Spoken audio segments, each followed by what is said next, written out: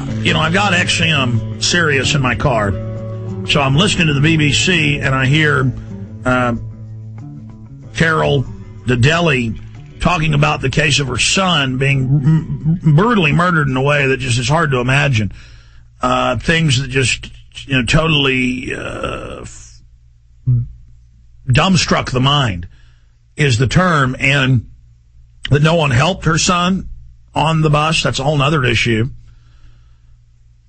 And we see these cases more and more, that the psychopathic demon that killed her son, may get out of prison because they're saying he was, criminally insane.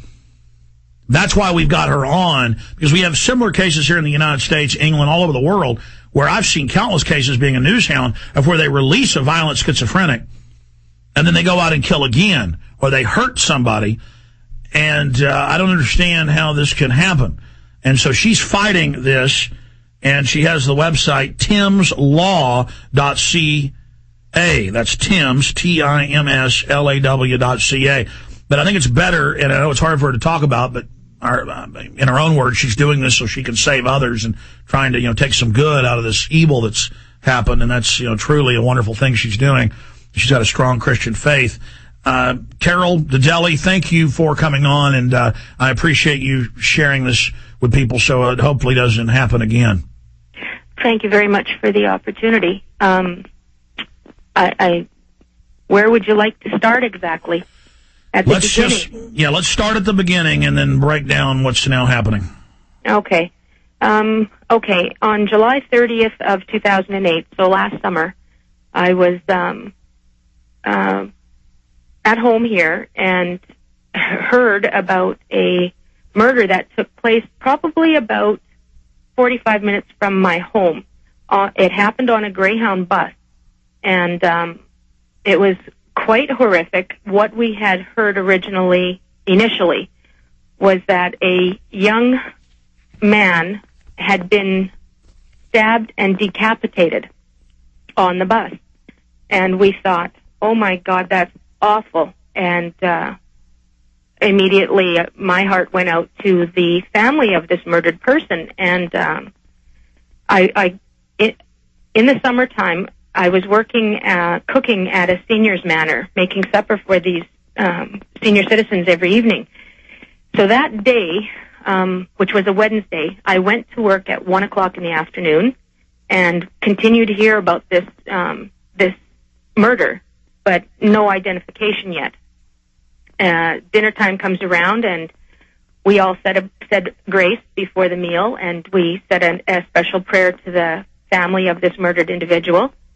And we did the cleanup after that, and I headed home to have dinner with my husband. And that would have been about 7 o'clock in the evening on the Thursday.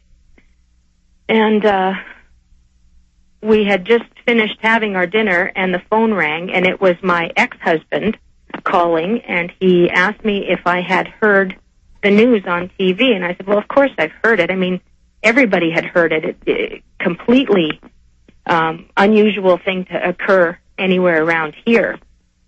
And then he told me it was our son, and I hit the floor. My husband came over and helped me get back to my feet. I couldn't breathe.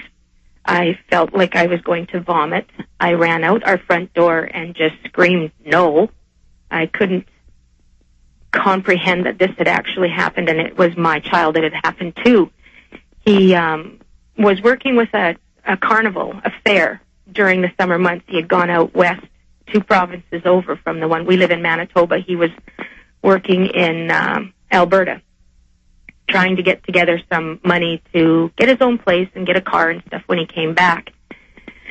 And he was in the last hour of about a 22-hour journey on the bus, and the individual who killed him had only been on the bus for about an hour, I believe. And my son's only mistake, because let me